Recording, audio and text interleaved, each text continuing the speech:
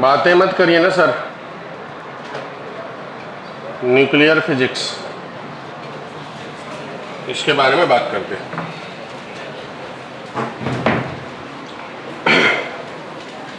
पहली बात कि हर एटम में एक न्यूक्लियस होता है जहां प्रोटॉन और न्यूट्रॉन रहते हैं, उसके बाहर ऑर्बिट होता है जिसमें इलेक्ट्रॉन घूमते हैं। मैंने रेडियस ऑफ न्यूक्लियस के बारे में बता चुका हूं आपको, R0 इंटू ए पे पावर 1/3 होता है, जहाँ R0 का मतलब 1.2 फर्मी होता है, बराबर। डेंसिटी ऑफ न्यूक्लियस के बारे में बता चुका हूँ, 2.38 10 टू द पावर 17 होता है kg पर metre cube. Radius of atom लगभग 10 टू द पावर माइनस क्या 10 मीटर या 10 to the power minus 8 centimetre. Nucleus का order 10 to the power minus 15 metre, 10 to the power minus 10 centimetre, 13 centimetre. इतनी बातें पहले बता चुके हैं। जो न्यूक्लियस होते हैं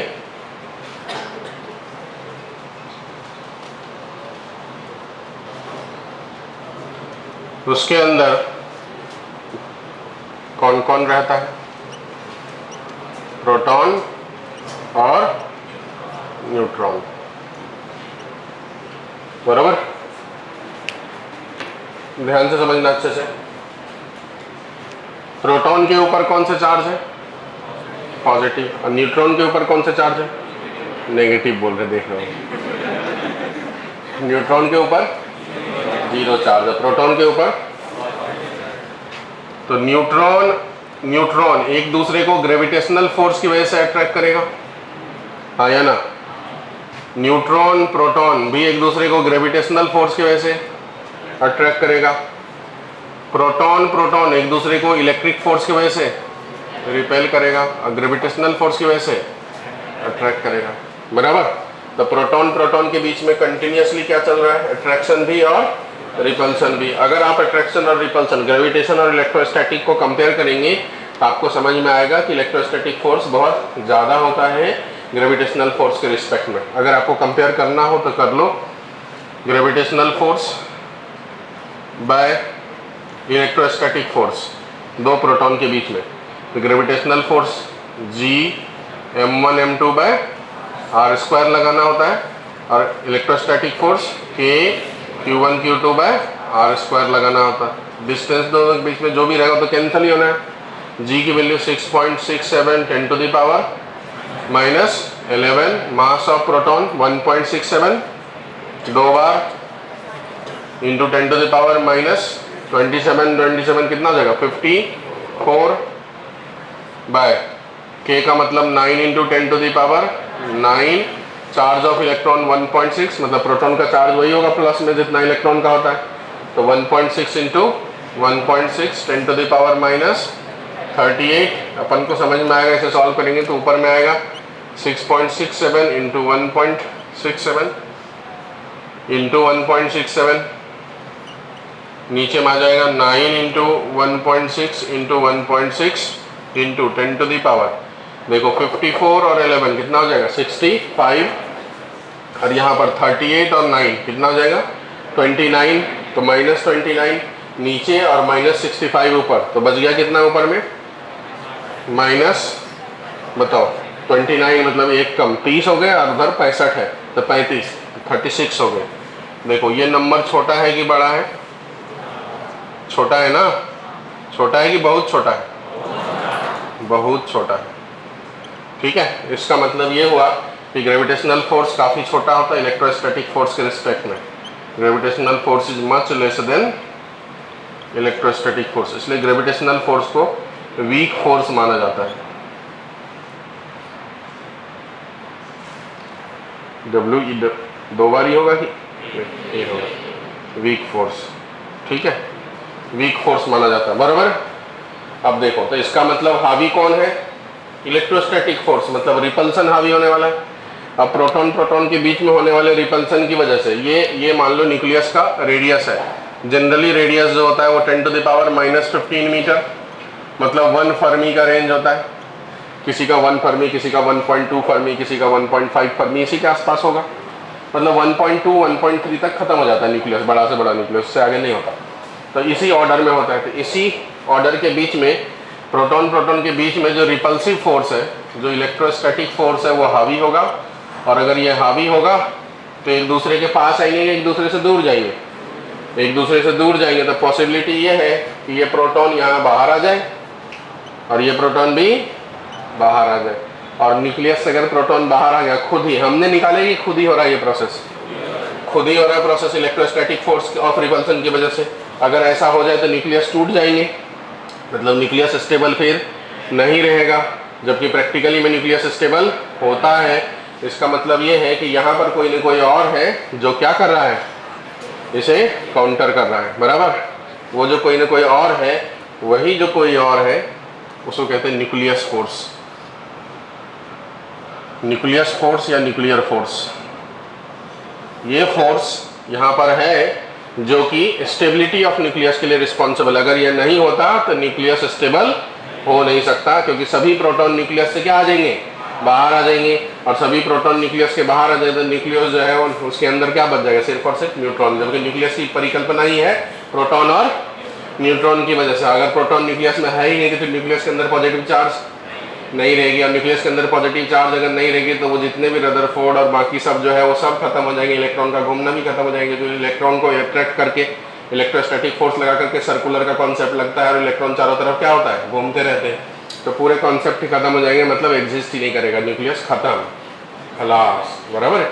उसको बचाने के लिए कौन आया, एक फोर्स, उसे कहते हैं कौन सा फोर्स, न्यूक्लियस के अंदर लगने वाला फोर्स को नाम है न्यूक्लियर फोर्स या न्यूक्लियस फोर्स। ठीक है, ये आता है चीजों को स्टेबल करने के लिए, मतलब ये फोर्स रिस्पॉन्सिबल है स्टेबिलिटी ऑफ न्यूक्लियस के लिए, responsible for stability of nucleus. ये नहीं होता तो न्यूक्लियस स्टेबल नहीं हो सकते। ठीक है, अब देखने से समझ में आ रहा है किसको काउंटर करने आया है, वो रिपल्सिव को कि अट्रैक्टिव को। तो इसका मतलब ये कैसे नेचर का होगा, अट्रैक्टिव नेचर का होगा। ठीक है, अट्रैक्टिव नेचर का होगा। अब देखो ध्यान से, इलेक्ट्रिक फोर्स ग्रेविटेशनल के रिस्पेक्ट में लगभग 10⁻36 टाइम्स बड़ा है। इसका मतलब बहुत ज़्यादा बड़ा है कि बहुत कम बड़ा है, बहुत ज़्यादा बड़ा है। तो यहाँ पर ये जो फोर्स होगा ये भी बहुत ज़्यादा चाहिए। तो ये जो है यूनिवर्स का सबसे स्ट्रॉन्गेस्ट फोर्स है, nuclear force, strongest force of our universe. Our मतलब हाँ एक ही, अभी तो जिसमें हम उसी की बात करते हैं, यूनिवर्स। ठीक है, यूनिवर्स में इससे स्ट्रॉन्ग कोई फोर्स नहीं है। ठीक है, अब ये कैसे नेचर का दिख रहा है अपन को, अट्रैक्टिव नेचर का दिख रहा है, तभी काउंटर कर पाएगा। अभी अट्रैक्टिव वाली बात अधूरी है, उसको पूरी करते हैं। देखो, यूनिवर्स का सबसे स्ट्रॉन्गेस्ट फोर्स है, सबसे स्ट्रॉन्गेस्ट फोर्स अगर है तो प्रोटॉन प्रोटॉन को क्या करेगा, वो अट्रैक्ट करेगा। जैसे ही अट्रैक्ट करेगा दोनों में स्पीड आएगी और दोनों आके टकरा जाएगा, फिर क्लैश। ठीक है, और जो कलेश होता है कभी भी अच्छा नहीं होता, बराबर। तो प्रोटॉन प्रोटॉन के बीच में कलेश हो जाएगा, न्यूट्रॉन न्यूट्रॉन के बीच में भी कलेश हो जाएगा, प्रोटॉन न्यूट्रॉन के बीच में भी क्या होगा, कलेश होगा। ठीक है, तो फिर से एटम खत्म हो जाएंगे। तो फिर एटम ना खत्म हो उसके लिए इसे रिपल्सिव भी होना पड़ेगा। ठीक है, ये अट्रैक्टिव और रिपल्सिव दोनों नेचर का होता है। देखो ऊपर वाले ने कितना सोच के सब चीज़ बनाया था कि इतना साल बाद इंसान पढ़ेगा तो उसको ये सब चीज़ पता चलेगा, बराबर। कैसे नेचर के होते हैं, attractive as well as repulsive. कब अट्रैक्ट करेंगे, कब रिपेल करेंगे। न्यूक्लियस कब स्टेबल रहेगा, जब proton within the range of size of nucleus रहे, बराबर। तो प्रोटॉन की जो डिस्टेंस है दो प्रोटॉन के बीच में, न्यूक्लियस में रहने वाली चीज को न्यूक्लियन कहते हैं, चाहे वो प्रोटॉन हो चाहे वो न्यूट्रॉन हो। ठीक है, जो भी न्यूक्लियस के अंदर रहता है उसे क्या कहते हैं, न्यूक्लियन, बराबर। तो जो न्यूक्लियन के बीच में ये लगता है, मतलब ये जो फोर्स है responsible for stability of nucleus, और ये न्यूक्लियन के बीच में लगता है। यहीं पर तीसरा पॉइंट लिख देता हूँ, between proton proton, proton neutron, neutron neutron, सभी पेयर में लगता है, जितने पेयर पॉसिबल अंदर में सभी के बीच में लगता है। अट्रैक्टिव है और रिपल्सिव है। तो न्यूक्लियस को स्टेबल रखने के लिए प्रोटॉन या न्यूट्रॉन को न्यूक्लियस के साइज के अंदर रखना है। मतलब आप समझो कि अगर प्रोटॉन प्रोटॉन 1 फर्मी से दूर जा रहा है तो उसे कान पकड़ के बुलाएगा, दूर मत जा, ठीक है। और जैसे एक लिमिट से पास आएगा फिर बोलेगा इतना भी पास मत आ, दूर जा, बराबर है। तो डिस्टेंस पे डिपेंड करेगा, किस पे डिपेंड करेगा? तो अट्रैक्टिव नेचर तब होते हैं जब डिस्टेंस 0.5 फर्मी, ये अलग अलग बुकों में अलग अलग डेटा है, कहीं पर 0.5 है, कहीं पर 0.6 है, तो मैं उस डेटा पे कोई कमिटमेंट नहीं कर रहा हूँ, आप बस एक रेंज ध्यान रख लेना। 0.5 फर्मी से ज़्यादा, 1.2 फर्मी से छोटा। अगर ये वाला डिस्टेंस है, डिस्टेंस बिटवीन प्रोटॉन प्रोटॉन, या डिस्टेंस बिटवीन प्रोटॉन न्यूट्रॉन, या डिस्टेंस बिटवीन न्यूट्रॉन न्यूट्रॉन, तो उस सिचुएशंस में उसे अट्रैक्ट करेगा, दूर जाने नहीं देगा। लेकिन अगर distance between nucleon less than 0.5 Fermi होना चालू हो जाए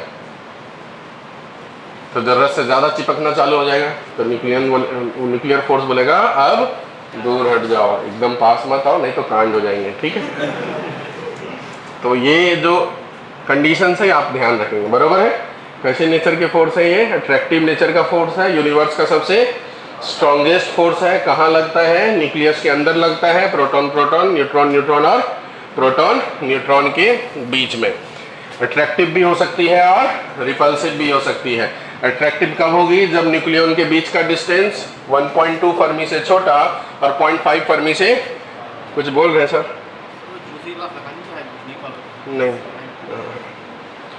हाँ, 0.5 फर्मी से बड़ा और 1.2 फर्मी से छोटा अगर रहे तो ये अट्रैक्टिव, स्ट्रॉन्ग अट्रैक्टिव फोर्स है। मतलब इस सिचुएशन में ये स्ट्रॉन्ग अट्रैक्टिव फोर्स है। रिपल्सिव फोर्स ये भी स्ट्रॉन्ग रिपल्सिव फोर्स है। कमजोर का कौन सुनता है, बराबर। तो इसलिए कैसा फोर्स है? स्ट्रॉन्ग फोर्स है और रिपल्सिव फोर्स है।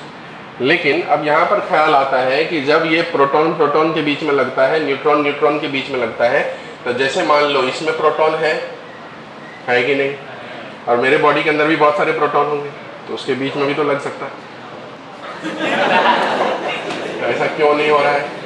इसलिए नहीं हो रहा है क्योंकि ये शॉर्ट रेंज फोर्स है। देखो ऊपर वाले ने कितना डिजाइन करके बनाया कि ये एक रेंज से बाहर काम नहीं करता है, तो ये शॉर्ट रेंज फोर्स है। मतलब ये जो स्ट्रॉन्ग फोर्स है यूनिवर्स का, बट ये कैसा फोर्स है? शॉर्ट रेंज फोर्स है, शॉर्ट रेंज फोर्स है। मतलब ये सिर्फ और सिर्फ न्यूक्लियस के अंदर ही काम करता है, आउटसाइड न्यूक्लियस ये वीक हो जाता है, ठीक है। आउटसाइड न्यूक्लियस से बहुत कमजोर हो जाता है, ग्रेविटेशन से भी कमजोर हो जाता है, ठीक है। मतलब इसका मतलब हुआ कि आउटसाइड न्यूक्लियस, देख रहे हो कितना सोच के बनाया गया है। Outside nucleus it is weak force, ठीक है। इतना कम है कि इसके इफेक्ट को नेग्लेक्ट कर दे, इसका इफेक्ट आता ही नहीं, ठीक है। आउटसाइड न्यूक्लियस ये वीक फोर्स है, इसीलिए दो एटम आपस में न्यूक्लियस फोर्स की वजह से चिपकते नहीं, क्योंकि ये स्ट्रॉन्गेस्ट फोर्स है तो चिपक जाएंगे, फिर तो पूरी दुनिया चिपक करके एक पॉइंट हो जाएगी, बट वो भी नहीं है। तो ये हो गया, इतनी बात समझ गया। अब इसका मतलब ये हुआ कि इनसाइड द न्यूक्लियस दोनों नेचर रखा, रिपल्सिव भी, एक रेंज से कम हुआ तो रिपल्सिव स्ट्रॉन्ग, रिट्रैक्टिव स्ट्रॉन्ग। लेकिन अगर न्यूक्लियस के बाहर चला जाए, शॉर्ट रेंज जिसकी वजह से बोल रहे हैं, तो शॉर्ट रेंज फोर्स ये वीक फोर्स कब हुआ? जब हम न्यूक्लियस से बाहर की बात करते हैं, मतलब जब डिस्टेंस ग्रेटर देन 1.2 फर्मी हो जाए, तो उस सिचुएशन में ये अट्रैक्टिव, नेचर इसका अट्रैक्टिव ही रहेगा, पूछा जाएगा थ्योरी, बट कैसा फोर्स? कमजोर है क्या? वीक फोर्स, बराबर। इसी वजह से इसका नाम कौन सा फोर्स है? Short range force. क्लियर? अब इससे वजह से मतलब जो पोटेंशियल एनर्जी का अगर ग्राफ बनाते हैं डिस्टेंस के रिस्पेक्ट में, पोटेंशियल एनर्जी वर्सेस डिस्टेंस का ग्राफ बनाते हैं, तो आपने कभी ऐसा ग्राफ पढ़े हैं क्या? ठीक है, हाँ, कहीं तो भी पढ़े होंगे। ये पॉइंट हो गया 0.5 फर्मी मान लो न्यूक्लियस के हिसाब से, ये हो गया मान लो 1.2 फर्मी। इस रेंज में पोटेंशियल एनर्जी नेगेटिव है, और पोटेंशियल एनर्जी जब नेगेटिव हो तो फोर्स अट्रैक्टिव होता है। कैसा होता है? अट्रैक्टिव नेचर का होता है, स्ट्रॉन्ग। इस रेंज में भी पोटेंशियल एनर्जी नेगेटिव है, तो इसलिए फोर्स जो होगा वो अट्रैक्टिव है, लेकिन वैल्यू उसकी क्या हो जाएगी? कम। तो इसलिए बाहर में ये वीक फोर्स हो गया। और इससे इधर ये वाला रेंज में पोटेंशियल एनर्जी कैसा है? पॉजिटिव। तो फोर्स जो हो जाएगा वो स्ट्रॉन्ग होते हैं बट रिपल्सिव। इतनी बात आप सबको समझ में आ गया, हाँ या ना? तो न्यूक्लियस फोर्स के बारे में अगर कोई आपसे पूछे जाएगा तो आप क्या सब बताओगे? बताओ, तो देख के ही बता दो। एक ही वर्ड दिमाग में घुसा है, स्ट्रॉन्ग, अभी तक और कुछ नहीं। बताओ क्या क्या है?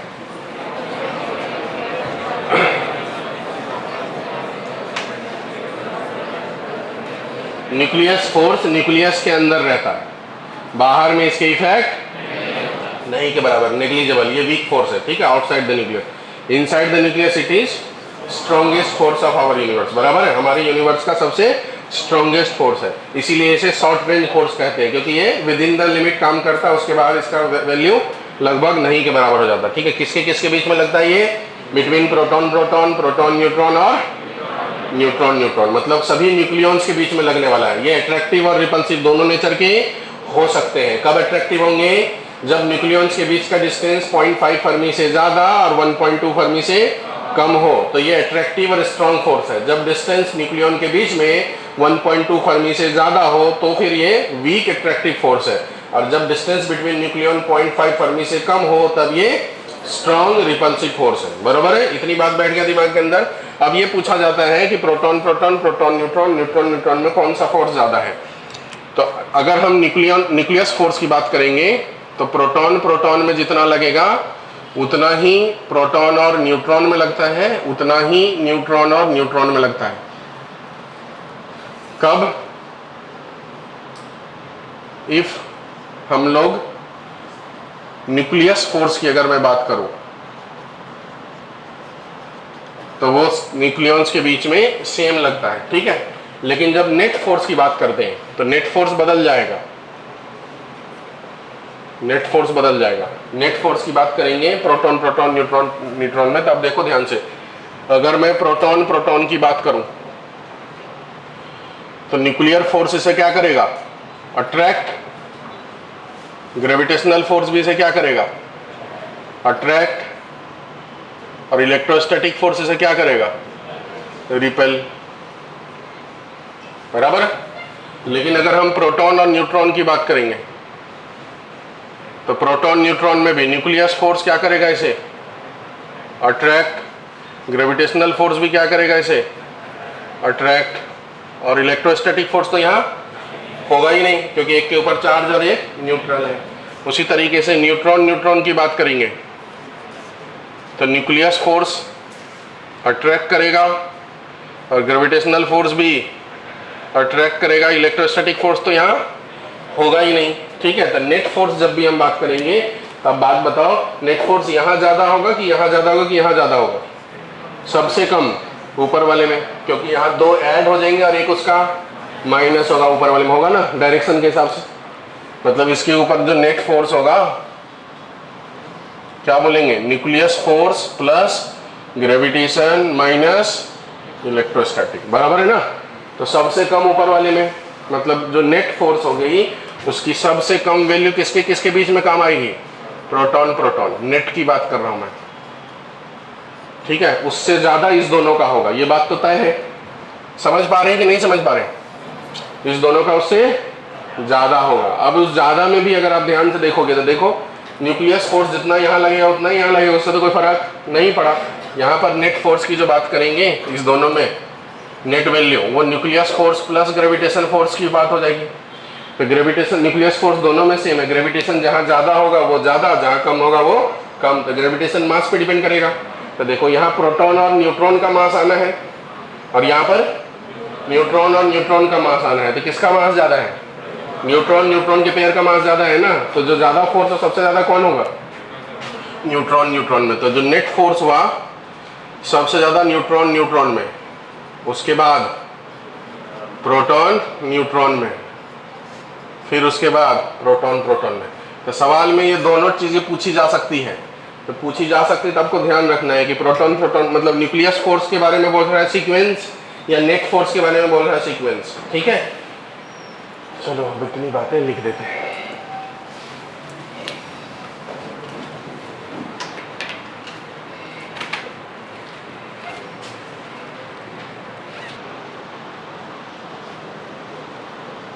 अच्छा, किसी ने पूछ लिया कि न्यूक्लियस फोर्स कंजर्वेटिव है कि नॉन कंजर्वेटिव, क्या बताओगे?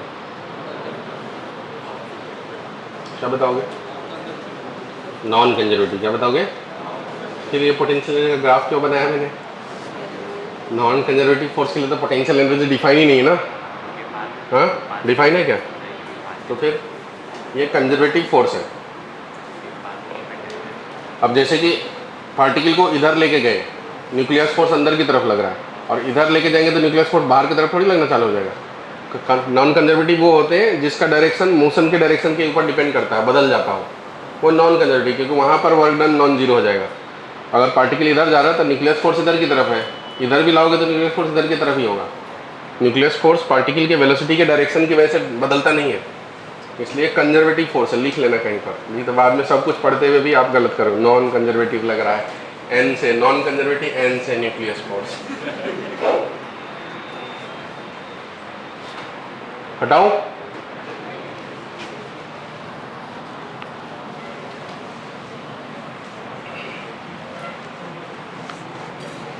अब लिखो मास डिफेक्ट। डेफिनेशन क्या होगा बताओ? मास में होने वाले डिफेक्ट को लिख लो।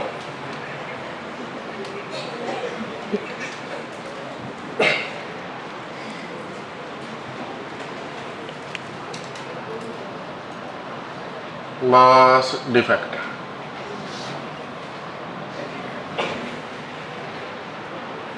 इसे डेल्टा एम से डिनोट करते हैं।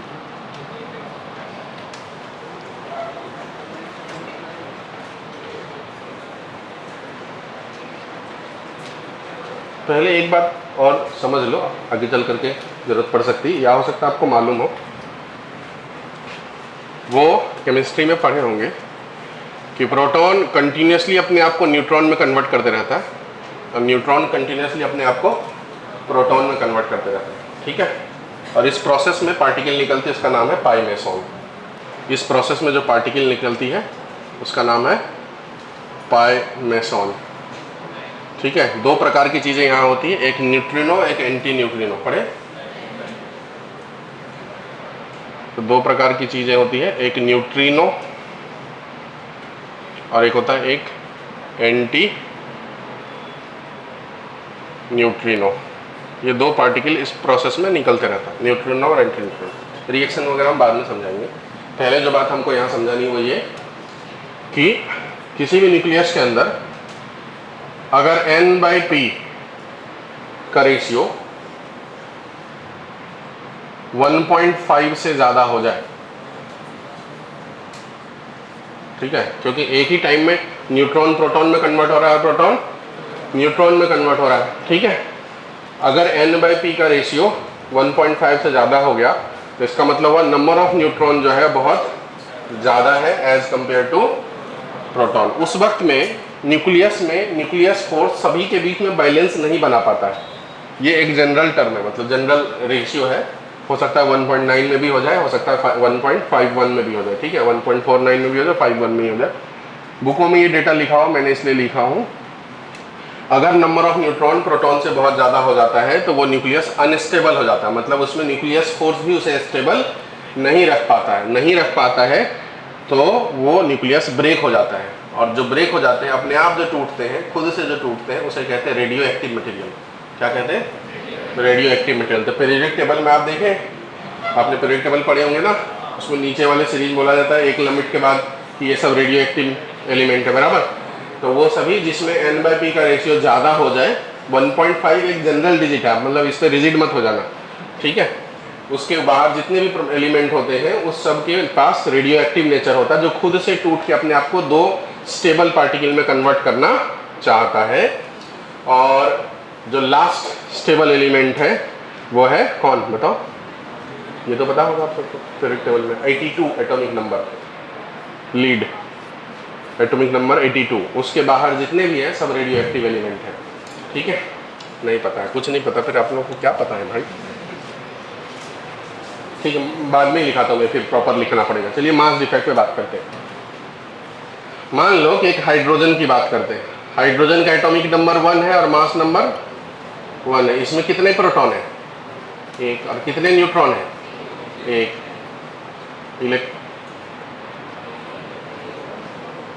न्यूट्रॉन 0 है, बराबर, और इलेक्ट्रॉन 1। उसी तरीके से हीलियम की बात करते हैं, तो बताओ कितने प्रोटॉन है? 2। कितने न्यूट्रॉन है? 2। और इलेक्ट्रॉन कितने? 2। तो ऐसे ही बहुत सारे एलिमेंट में number of proton, number of neutron, number of electron होते हैं। तो ये हाइड्रोजन हम कब बोलेंगे? जब एक प्रोटॉन और एक इलेक्ट्रॉन बहुत दूर दूर है। एक मान लो यहाँ करियर जोन में और एक मान लो मार्स पे है, ठीक है। तो क्या अपन इस सेटअप को हाइड्रोजन बोल सकते हैं? नहीं ना, ठीक है। हाइड्रोजन कब होगा? जब ये बहुत पास आ जाए, बीच की दूरी लगभग इनफाइनाइट मान लेते हैं,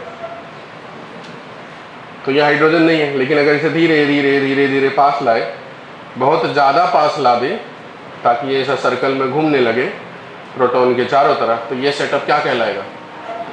हाइड्रोजन कहलाएगा, बराबर। आप सभी जानते ही होंगे, वैसे फिर भी लिखता हूँ मैं। मास ऑफ प्रोटॉन होता है 1.0076 AMU, एटॉमिक मास यूनिट, ठीक है। इसी को हम लोग अप्रॉक्स में 1.66 10⁻⁻27 kg कहते हैं। और मास ऑफ न्यूट्रॉन जो होता है वो थोड़ा सा इससे ज़्यादा होता है, 1.008 AMU होता है। और इसी को हम लोग 1.67 10⁻⁻27 kg कहते हैं, बराबर। और जो मास ऑफ इलेक्ट्रॉन होता है वो होता है 9.1 × 10⁻31 kg, या फिर मास ऑफ प्रोटॉन से लगभग 1840 गुना कम, बराबर। 1837 भी कहीं पर नंबर है, कहीं 1836 है, कहीं 1840 है। तो आप रिजिड मत रहना एक डेटा पे, मैं एक लगभग बात बता रहा हूँ। तो आप ये सोचो कि हुआ क्या। एक प्रोटॉन पहले था जिसकी मास इतनी थी करियर जोन में, एक इलेक्ट्रॉन जिसकी मास इतनी थी मार्स पे। दोनों को जब साथ में लाए तो क्या बन गया? हाइड्रोजन। और हाइड्रोजन का मास हो गया, वो यहाँ जो नंबर है वो 1 AMU, बराबर। कितना मास होता है हाइड्रोजन का? 1 AMU। जैसे हीलियम की बात करते हैं तो इसका मास कितना होता है? क्या बोलते हैं अपन? 4 AMU बोलते हैं ना, 4 AMU बोलते हैं। तो इलेक्ट्रॉन तो अभी भी पहले जितना मास था उतना मास बाद में भी रहेगा, इलेक्ट्रॉन तो है ही। लेकिन जब सेटअप न्यूक्लियस हो गया, जब हाइड्रोजन हो गए, तो हाइड्रोजन का मास 1 AMU हो गया। तो पहले कितना था? 1.0076 AMU। तो ये जो 0.0076 AMU है वो कहाँ गया? उसी को कहते हैं मास डिफेक्ट। इसलिए बोला था मास में होने वाले डिफेक्ट को मास डिफेक्ट कहते हैं, ठीक है, बराबर। ऐसा नहीं है, ये वाला जो मास है, जो एक्स्ट्रा वाला मास है, वो खत्म हो गई। खत्म हुई तो कहीं तो गई होगी, तो कहीं एनर्जी के टर्म में। इसको तोड़ने में फिर से वापस एनर्जी देनी पड़ेगी, मतलब इसकी जो पोटेंशियल एनर्जी कुछ ना कुछ होगी ना अभी, क्योंकि प्रोटॉन और इलेक्ट्रॉन घूम रहा है। पहले प्रोटॉन और इलेक्ट्रॉन एक दूसरे से कितना दूर था? इनफाइनाइट दूर था। तो इनफाइनाइट दूर पे था तो एनर्जी कितनी थी? 0। अब जब दोनों पास आ गई तो उसकी एक एनर्जी हो गई, तो वो एनर्जी आई कहाँ से? तो वही मास कन्वर्ट हो गया किसमें? एनर्जी में। आइंस्टाइन की इक्वेशन E = mc² के हेल्प से, बराबर। तो ये जो मास डिफेक्ट है ये कहा जाता है डेफिनेशन के हिसाब से कैलकुलेटेड मास, ये एक्चुअली में होना चाहिए, और ये एक्चुअल मास के बीच का जो डिफरेंस है उसे कहते हैं mass defect. Delta m equal to calculated mass minus actual mass के बीच का डिफरेंस है, वो हो गया क्या, मास डिफेक्ट। ठीक है, जितना हमको कैलकुलेट करके प्रोटॉन न्यूट्रॉन के नंबर, इलेक्ट्रॉन का नाम इसमें नहीं लेते, क्यों नहीं लेते, क्योंकि इलेक्ट्रॉन पहले जितना था बाद में भी उतना ही रहता, उसके मास में कोई अंतर नहीं आता, वो ऑर्बिट के बाहर घूम रहा है। न्यूक्लियस में इलेक्ट्रॉन तो है भी नहीं, न्यूक्लियस में कौन है, प्रोटॉन या न्यूट्रॉन। हाइड्रोजन के केस में सिर्फ प्रोटॉन है, तो प्रोटॉन की ही बात कर रहे हैं। हीलियम के केस में प्रोटॉन और न्यूट्रॉन दोनों आ जाएंगे। देखो कितना फर्क आ जाएगा यहाँ पर। अगर हम बात करेंगे तो 4mu, और अगर बात करेंगे तो ये दोनों न्यूक्लियस के अंदर है, तो यहाँ पर इतना का फर्क दो बार आएगा, और न्यूट्रॉन में इतना का फर्क 2 बार आएगा ना। ये नंबर 1 इंटू 2 और ये नंबर 1 इंटू 2 4 हो गया, वो तो बराबर हो गया, पर ये जो एक्स्ट्रा वाला है वो तो गायब हो गया। यहाँ मास डिफेक्ट की वैल्यू क्या हो गई, ज़्यादा हो गई। तो जो हम एक्चुअल कैलकुलेट करेंगे प्रोटॉन नंबर के नंबर से, न्यूट्रॉन के नंबर से एक्चुअल में मास जितना होना चाहिए, और जो एलिमेंट का फाइनल मास दिखता है, उस दोनों के बीच के डिफरेंस को कहते हैं कौन सा डिफेक्ट, मास डिफेक्ट। समझ गया, हाँ है ना। मास के डिफेक्ट को मास डिफेक्ट नहीं कहते हैं, क्या कहते हैं, कैलकुलेटेड मास और एक्चुअल मास के बीच का डिफरेंस को कहते हैं हम लोग मास डिफेक्ट। ये मास अब मास नहीं है, ये मास अब एनर्जी है। क्या है ये, एनर्जी है। मतलब उतनी मास जो डेल्टा एम है वो एनर्जी में कन्वर्ट हो गई। किस में कन्वर्ट हो गई, एनर्जी में। अगर उस एनर्जी को हम लोग निकालने का प्रयास करेंगे तो आइंस्टाइन की इक्वेशन से डेल्टा एम इंटू सी स्क्वायर लगाएंगे। मतलब पहले जब प्रोटॉन और इलेक्ट्रॉन बहुत बहुत दूर था तब एनर्जी 0 थी, जब पास में आई तो उसकी एनर्जी इतनी हो गई, तो इसी को बाइंडिंग एनर्जी कहते हैं। इसी एनर्जी के वजह से वो क्या है, बंधा हुआ है पास में। मतलब जब वापस दूर दूर लेके जाना होगा तो इतनी एनर्जी और सप्लाई करके हाइड्रोजन को तोड़ देने पड़ेंगे। ठीक है, बाइंडिंग एनर्जी का मतलब वो मिनिमम एनर्जी जो देने के बाद सभी पार्टिकल अलग अलग इनफाइनेटली लॉन्ग डिस्टेंस पे चला जाए, मतलब एलिमेंट टूट जाए, खत्म हो जाए, टुकड़ों में कन्वर्ट हो जाए, उस एनर्जी को कहते हैं हम लोग बाइंडिंग एनर्जी। बराबर है, समझ गया बातें। तो वो बाइंडिंग एनर्जी कैसे निकालेंगे, यही मास जो कन्वर्ट हुआ था एनर्जी में उसे निकालना है, और आइंस्टाइन की इक्वेशन से डेल्टा एम इंटू क्या लगाना है, सी स्क्वायर। डेल्टा एम इंटू सी स्क्वायर। तो पहले हम मास डिफेक्ट के बारे में बात करते हैं, फिर बाइंडिंग एनर्जी के बारे में बात अलग से करेंगे। तो लिखो मास डिफेक्ट के बारे में, it is the difference between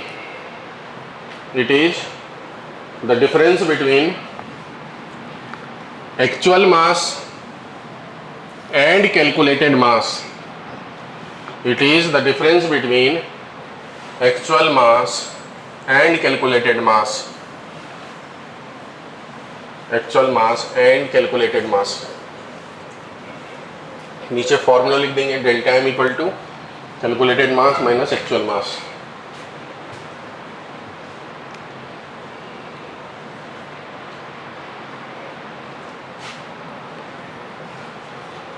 question है, मान लीजिए मास डिफेक्ट ऑफ हाइड्रोजन, तो एक्चुअल मास है 1mu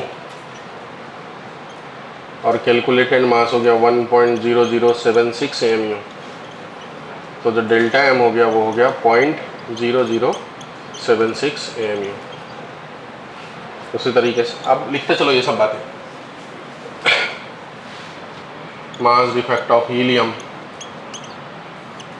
हीलियम में प्रोटॉन 2 है, न्यूट्रॉन भी 2 है। हीलियम का जो एक्चुअल मास है, कई बार एक्चुअल मास गिवन होता है, मतलब जैसे ये हीलियम है, हीलियम का अगर गिवन नहीं है तो एक्चुअल मास क्या लेंगे हम लोग 4, लेकिन कई बार दिया रहेगा 4.002, तो जो दिया रहेगा वो लेंगे, नहीं दिया है तो जो मास नंबर होता है वो लेंगे। ठीक है, कैलकुलेटेड मास निकालेंगे 2 times of 1.0076 plus 2 times of 1.008, delta m ही निकाल लेता हूँ सीधा सीधा, -4, यहाँ 2 कॉमन ले लेंगे, 1.0076 प्लस 1.008 -4।